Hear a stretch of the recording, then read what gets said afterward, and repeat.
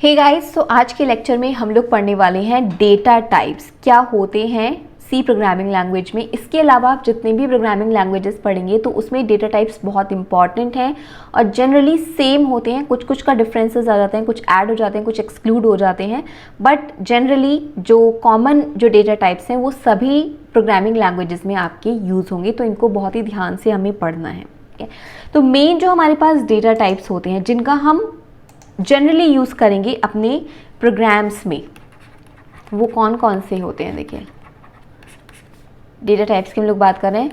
3 types की हमारे पास data types हैं। सबसे पहले आते हैं हमारे पास प्रिमिटिव डेटा टाइप्स, दूसरे आते हैं हमारे पास डिराइव्ड डेटा टाइप्स एंड तीसरे आते हैं हमारे पास user defined data types. Primitive में आते हैं integer, float, double and char. ठीक है, ऐसे ही डिराइव्ड में हमारे पास आते हैं जैसे कि पॉइंटर्स, एरेज,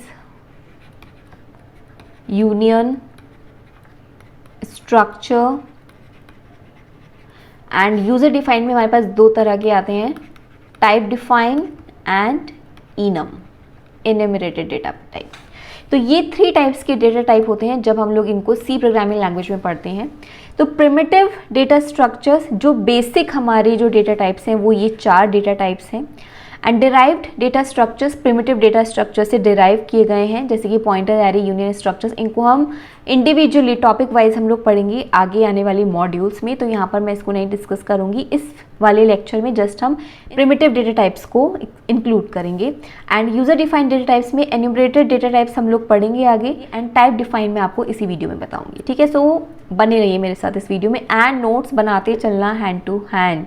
ठीक है, हमने अभी तक एक प्रोग्राम बनाया था, प्रैक्टिस क्वेश्चन किया था, जिसमें हमने देखा था एडिशन ऑफ 2 नंबर्स। तो हमारे पास नंबर्स कुछ इस तरीके से भी होते हैं, 1 2 3 4 5 एंड सो ऑन। कुछ हमारे पास डेसिमल नंबर्स होते हैं, 2.3 4.5 एंड सो ऑन। कुछ नेगेटिव नंबर्स भी होते हैं, 1 12 -11 एंड सो ऑन। इसके अलावा हम लोग A B C D इन सब का भी यूज़ करते हैं। तो ये कुछ हमारे पास वैल्यूज़ हैं जिनका हम जनरली यूज़ करते हैं अपने प्रोग्राम्स में, एप्लीकेशंस में, सॉफ्टवेयर्स में। इन्हीं में आप इनपुट देते हो ना, या तो नंबर्स में इनपुट जाता है, या फिर कैरेक्टर में इनपुट जाता है, या फिर स्ट्रिंग की फॉर्म में इनपुट जाता है। करेक्ट, तो वही चीज़ हम लोग यहाँ पर देख रहे हैं। इसमें एक चीज़ शायद रह गई है, डिराइव डेटा टाइप में स्ट्रिंग भी आता है, इसको भी हम लोग पूरा टॉपिक पढ़ेंगे इसका। आप जब भी कोई कंप्यूटर सिस्टम या फिर अपना फ़ोन समझ लो, आप उसमें कोई ऐप यूज़ करते हो, तो उसमें अगर आपको कुछ भी इनपुट देना है, कुछ भी एंटर करवानी है वैल्यू, आप कोई फॉर्म भरते हो, जैसे मानो सबसे इजी अमेज़ॉन का आप साइन अप कर रहे हो, तो साइन अप करने में क्या करते हो आप, या तो फ़ोन नंबर का यूज़ करते हो, फ़ोन नंबर में आप नंबर्स दे रहे हो, यानी कि अपना नेम देते हो, यानी कि वहाँ पर आप कैरेक्टर्स एंटर करवा रहे हो स्ट्रिंग की फॉर्म में। एंड इसके अलावा हाँ, हमारी ये डिटेल्स होती हैं, एड्रेस होता है कई बार, एंड इसके अलावा ईमेल आईडी होती है। तो ईमेल आईडी में हम लोग स्पेशल कैरेक्टर्स का यूज़ करते हैं। ठीक है, तो इस फॉर्म में हमारे पास कुछ इनपुट जाता है। तो किस टाइप का इनपुट कंप्यूटर को एक टाइम पर प्रोसेस करना है, वो चीज़ हमें मेंशन करनी पड़ती है। मीन्स जो डेटा टाइप है वो ये स्पेसिफाई करता है कि किस टाइप का आप डेटा यूज़ करने वाले हैं। सिर्फ specify which type of data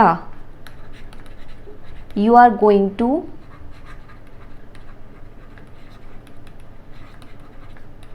use in your program।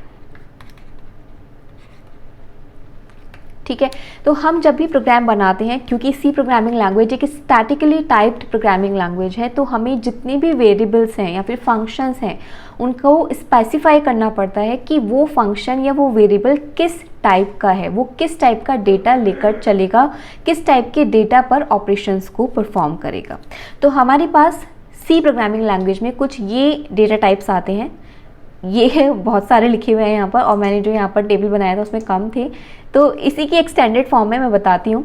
जैसे कि इंट में हमारे पास सबसे पहले चलो इंट पढ़ते हैं हम लोग, इंटीजर डेटा टाइप पढ़ते हैं। तो इंटीजर डेटा टाइप में हमारे पास 2 फॉर्म है यहाँ पर, शॉर्ट एंड लॉन्ग, ठीक है। और उसमें भी हमारे पास दो चीज़ हैं, साइंड एंड अनसाइंड। ऐसे ही लॉन्ग में भी हमारे पास दो चीज़ें हैं यहाँ पर, साइंड, मैंने स्पेलिंग लिख दी है। तो पढ़ते हैं इसको, क्या इसका मीनिंग होता है। तो देखिए यहाँ पर अगर इस टेबल में हम लोग देखते हैं तो हमारे पास ये कुछ कैटेगरीज हैं इंटीजर डेटा टाइप में। देखिए शॉर्ट में हमारे पास है short int, unsigned short int, एक है इंटीजर जिसमें हमारे पास है अनसाइंड इंटीजर। लॉन्ग में long int, unsigned long int, and then है long long int and unsigned long long int. Unsigned qualifier का यूज़ किया गया है बट साइंड क्वालिफायर का यूज़ नहीं किया गया है, क्योंकि बाय डिफ़ॉल्ट जैसे हम लोग ने इस प्रोग्राम में यूज़ किया था इंटीजर का, तो यहाँ पर मैंने कोई भी क्वालिफायर नहीं यूज़ किया था। तो जो बाय डिफ़ॉल्ट क्वालिफायर होता है, बाय डिफ़ॉल्ट क्वालिफायर वो होता है साइंड क्वालिफायर।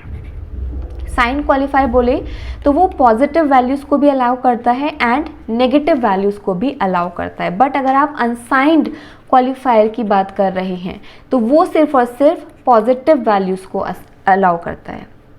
तो पहली चीज़ ये समझ में आई, साइंड और अनसाइंड का क्या मीनिंग है।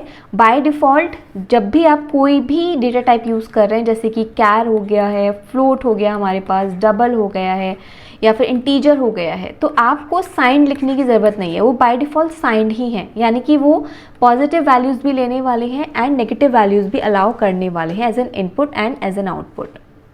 बट अगर आप यहाँ पर एक क्वालिफायर अनसाइंड यहाँ पर लिख देते हैं, दैट मीन्स ये कैरेक्टर सिर्फ और सिर्फ पॉजिटिव वैल्यूज़ लेगा, ये इंटीजर सिर्फ और सिर्फ पॉजिटिव वैल्यूज़ अलाउ करेगा, अदरवाइज वो आपको एरर शो करेगा। इतना आई होप क्लियर होगा कि साइंड एंड अनसाइंड में क्या डिफरेंस होता है। अब इनकी मैंने यहाँ पर इस टेबल में यहाँ पर क्या लिखा है, देखिए साइज़। साइज़ का मीनिंग क्या है कि मेमोरी में अगर आप शॉर्ट एंड ले रहे हैं एक डेटा टाइप, तो वो मेमोरी में कितना बाइट्स लेगा, तो वो लेता है 2 बाइट्स। एक चीज़ और, ये जो यहाँ पर मैंने साइजेस लिखे हैं, ये लिखे हैं मैंने 32 बिट कंपाइलर के अकॉर्डिंग। अगर आप 64 बिट कंपाइलर यूज़ कर रहे हैं या फिर 16 बिट कंपाइलर यूज़ कर रहे हैं तो ये वैल्यूज़ चेंज हो जाती हैं। तो ये चीज़ आपको थोड़ा सा ध्यान रखनी है। अब आपका कंपाइलर कौन से बिट वाला है वो चीज़ मैं बताती हूँ आपको, या फिर कितना बाइट्स ले रहा है वो चीज़ हम कैसे पता करेंगे, वो चीज़ मैं अभी आपको दिखाती हूँ। चलो दिखा देती हूँ पहले। जैसे कि हमने यहाँ पर एक इंटीजर ए लिया हुआ है, तो मुझे इसका साइज़ पता करना है। तो साइज़ पता करने के लिए हमारे पास एक फंक्शन होता है size of function, and then इसमें आप लिख दीजिए ए। मुझे क्या करना है, इंटीजर का साइज़ पता करना है कि जो इंटीजर ए है वो कितना यहाँ पर साइज़ ले रहा है। इसको मैं एग्जीक्यूट करती हूँ। तो देखिए आउटपुट में हमारे पास क्या आएगा, आउटपुट में हमारे पास आया है 4। दैट मीन्स जो इंटीजर है वो यहाँ पर 4 बाइट्स ले रहा है, ये बाइट्स में वैल्यू आई है, यानी कि वो 32 बिट कंपाइलर का यूज़ कर रहा है। तो ये जो वैल्यूज़ मैंने यहाँ पर लिखी हैं ये मेरे सिस्टम के लिए बिल्कुल सही हैं। जैसे मैं आपको एक और करके दिखाती हूँ। अगर मैं यहाँ पर लेती हूँ डबल का, चेक करते हैं एक बार हम लोग कि डबल कितना लेगा। तो मैं इसका चेंज कर देती हूँ टाइप, मैंने इसको कर दिया डबल। देखते हैं कितना बाइट्स लेगा। कंट्रोल एस किया और एग्जीक्यूट किया तो ये आ गया यहाँ पर 8 बाइट। तो जो ये वैल्यूज़ लिखी हैं वो बिल्कुल मेरे सिस्टम के अकॉर्डिंग है। आपका सिस्टम कितना बिट कंपाइलर यूज़ कर रहा है वो आप साइज़ ऑफ फंक्शन का यूज़ करके चेक कर सकते हैं। ठीक है, अब बाइट्स क्या होती हैं कि वो मैं ये समझ कर चल रही हूँ कि वो आपको पता होंगी, लेकिन नहीं पता है तो let me tell you. Bytes, 1 byte is equal to 8 bits.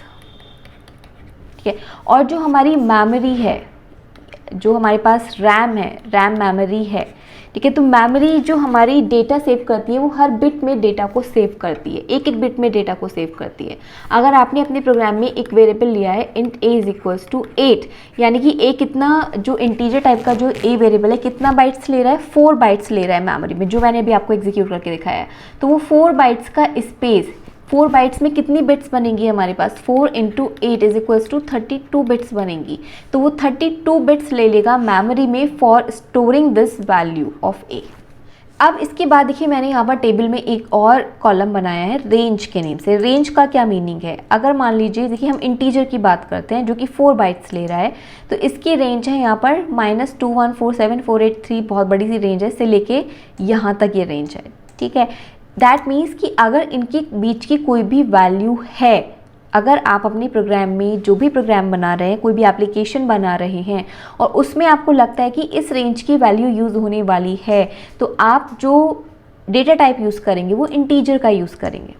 अगर आपको लग रहा है कि केवल इस वाली रेंज में वैल्यू से काम हो जाएगा आपके प्रोग्राम में, तो you can take short and as well. अगर आप इंटीजर का यूज़ कर रहे हो वहाँ पे, तो it means that will cause to the wastage of memory. तो हम ये चीज़ का भी हमेशा ध्यान रखते हैं जब प्रोग्राम बनाते हैं, तो जो भी हम डेटा टाइप यूज़ कर रहे हैं उसका एक माइंड में लेकर चलेंगे हमारे प्रोग्राम में कितनी मैक्सिमम बड़ी वैल्यू का यूज़ होगा, उसके अकॉर्डिंगली फिर हम लोग डेटा टाइप को चूज़ करें। अब मान लीजिए कि इस रेंज में हमारी वैल्यू नहीं आती, इससे भी बड़ी वैल्यू हो सकती है, तो हम फिर लॉन्ग एंड का यूज़ करते हैं या फिर लॉन्ग एंड का हम लोग यूज़ करते हैं। ठीक है, यहाँ पर देखिए मैंने इंटीजर एंड लॉन्ग इंट दोनों के लिए सेम रेंज का यूज़ किया है, क्योंकि दोनों ही यहाँ पर यूज़ कर रहे हैं क्या, सेम साइज़ यूज़ कर रहे हैं, तो इसलिए हमने क्या लिया है यहाँ पर सेम रेंज ली है। ऐसे ही कैरेक्टर्स की बात करते हैं, तो कैरेक्टर्स को रिप्रेजेंट करने के लिए हम लोग यूज़ करते हैं कीवर्ड कैर का, जिसमें कि साइंड और अनसाइंड दोनों होते हैं। साइंड यहाँ पर अगेन क्या है, बाय डिफ़ॉल्ट होता है, तो you can remove this as well. और ये जो बाइट लेते हैं 1 बाइट लेते हैं। साइंड के लिए हमारे पास -128 से 127 की रेंज है और अनसाइंड के लिए 0 से लेके 255 की। ऐसे ही फ्लोट नंबर यानी डेसिमल नंबर्स को रिप्रेजेंट करने के लिए हमारे पास float, double and long double होता है। तीनों ही जो है डेसिमल नंबर्स को रखेंगे, बट जो इनकी रेंज है वो डिफरेंट है।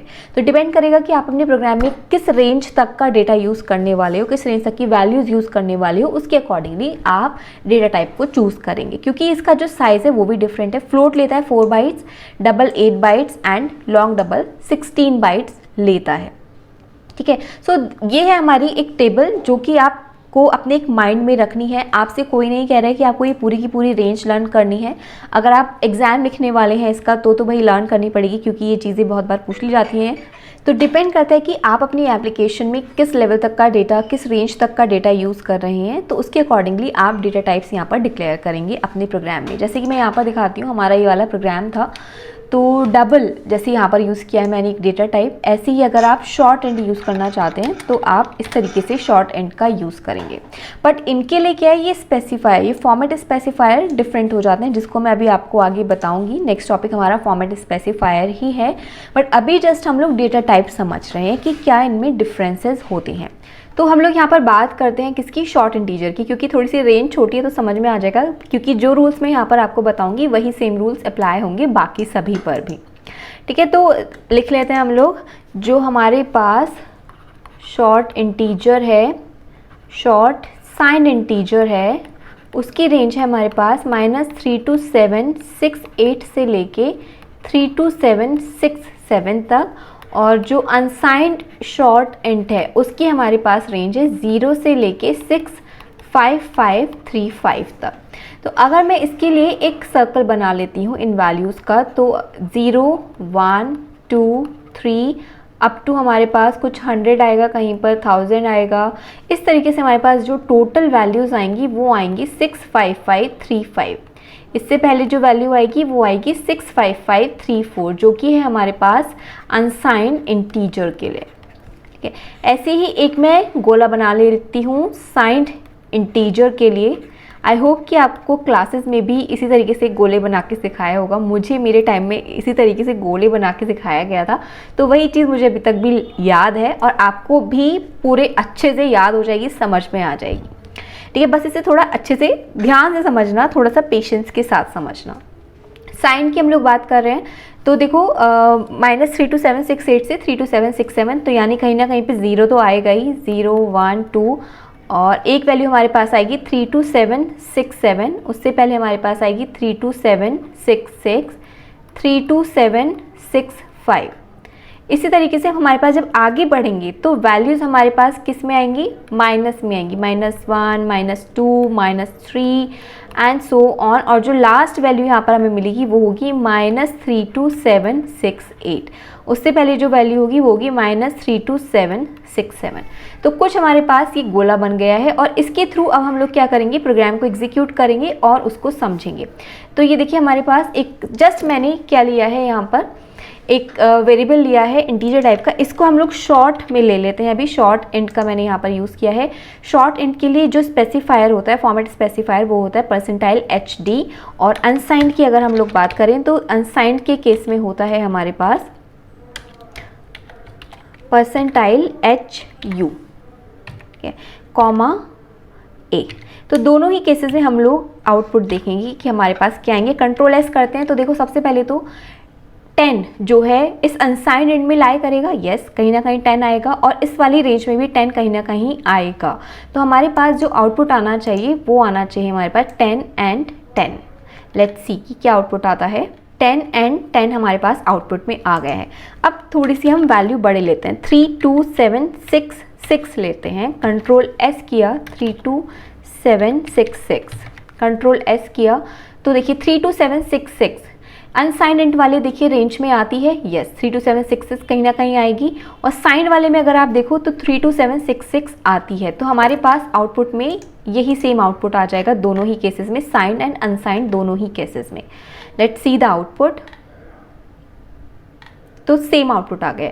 अब इसको हम लोग कर देते हैं बढ़ा के 6 8, कंट्रोल S किया तो देखो अनसाइंड वाली रेंज में तो 3 2 7 6 8 आता है कहीं ना कहीं पे, बट साइंड वाले में अगर आप देखो तो 3 2 7 6 8 नहीं आता है, क्योंकि पॉजिटिव में लास्ट वैल्यू हमारे पास क्या है 3 2 7 6 7 है। तो देखो 3 2 7 6 7 की नेक्स्ट वैल्यू क्या आनी चाहिए थी पॉजिटिव में, 3 2 7 6 8, यानी कि एक ज़्यादा वैल्यू, बट वो क्या है हमारे पास नेगेटिव में है, -3 2 7 6 8 है। तो हमारे पास आउटपुट में क्या आएगा, साइंड के केस में आएगा -3 2 7 6 8, और पॉजिटिव में हमारे पास आएगा 3 2 7 6 8। साइन के केस में हमारे पास आया है -3 2 7 6 8, और पॉजिटिव में हमारे पास पॉजिटिव वैल्यू आई। इसको थोड़ा सा और बढ़ाती हूँ मैं, इसको 7 0 कर देती हूँ। तो देखो अनसाइंड वाले सर्कल में तो 3 2 7 7 0 एग्जिस्ट करता है, बट नेगेटिव वाले में, साइंड वाले में ये एग्जिस्ट नहीं करता पॉजिटिव वैल्यूज़ में। तो फिर क्या होगा, ये देखेगा अब इस सर्कल में इसके रेफरेंस में क्या वैल्यू है। तो देखो 6 7 सबसे पहले हमारे पास है 3 2 7 6 7 है, उसके बाद हमारे पास 3 2 7 6 8, 3 2 7 6 9 एंड देन 3 2 7 7 0। तो ये तो हमारे पास लाई करती है इस रेंज में, ये नहीं लाई करती है। तो इसके रेफरेंस में हमारे पास क्या वैल्यू है इस सर्कल में, 3 2 7 6 8 है, -3 2 7 6 7 है, और इसके रेफरेंस में 3 2 7 6 6 है। तो देखिए आउटपुट में क्या आना चाहिए हमारे पास, -3 2 7 6 6 फॉर साइंड वैल्यू। तो let's see the output. Control S किया मैंने और एग्जीक्यूट किया इसको। तो ये देखिए साइन के केस में हमारे पास क्या आई है 3 2 7 6 6, और अनसाइन के केस में हमारे पास सेम आउटपुट आया है। आई होप कि आपको समझ में आया होगा कि किस तरीके से ये सर्कल काम कर रहे हैं। अब अगर मैं वैल्यू को बढ़ा देती हूँ, मैंने यहाँ पर अगर कर दिया 6 5 5 3 5, तो 6 5 5 3 5 अनसाइंड के केस में तो एग्जिस्ट करता है, बस यहाँ पर एग्जिस्ट नहीं करता।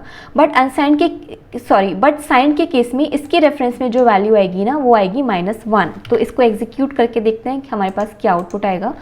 -1 एंड 6 5 5 3 5 आना चाहिए हमारे पास output. Let's check this, -1 and 6 5 5 3 5। अब हम जाते हैं आउट ऑफ द बॉन्ड, 6 कर देती हूँ मैं इसे वैल्यू को। अब क्या आना चाहिए, देखो ये ना तो हमारा अनसाइंड के केस में एग्जिस्ट करती है वैल्यू, और ना ही साइंड के केस में एग्जिस्ट करती है वैल्यू। तो ये हमें क्या शो करेगी, एरर शो करेगी कि ओवरफ्लो कंडीशन हमें शो करेगी। ये देखिए ओवरफ्लो इन इम्प्लिसिट कांस्टेंट कॉन्वर्सेशन।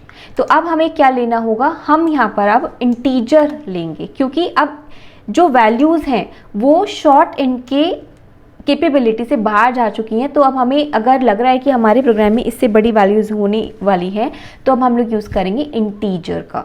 और अगर हमें लगता है कि इस रेंज से भी बाहर चली जाएंगी वैल्यू, तो हम लोग यूज़ करेंगे लॉन्ग इंट का। और अगर हमें लगता है इस रेंज से भी बाहर जाएंगे, तो हम लोग यूज़ करेंगे लॉन्ग इंट का।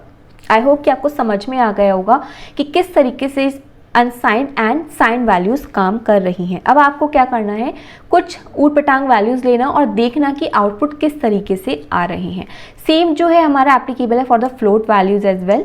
इनकी रेंज पर डिपेंड करेगा, इनकी रेंज से बाहर जा रही हैं वैल्यूज़ तो आउटपुट शो नहीं करेगा, अदरवाइज वो आपको शो करेगा।